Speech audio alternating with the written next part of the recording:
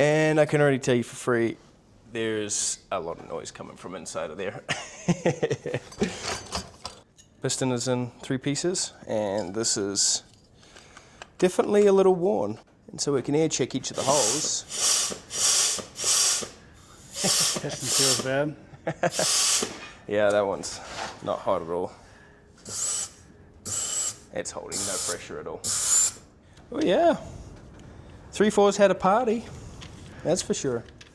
But it has well and truly smoked that clutch pack. That is a first for me. There's not a wave plate. There's our first friction there. So it has killed this more than the 3/4. Oh, we have no sprag no more. Spragg's unspragged. And that's probably why they didn't have that gear either. And that one's smoked too. Gone and had a party as well. Too many parties without us, John. Well, this one's decided to have a party and get a little bit too drunk for their own good here. And that would normally be okay, except it's in a transmission and it's not supposed to have a party.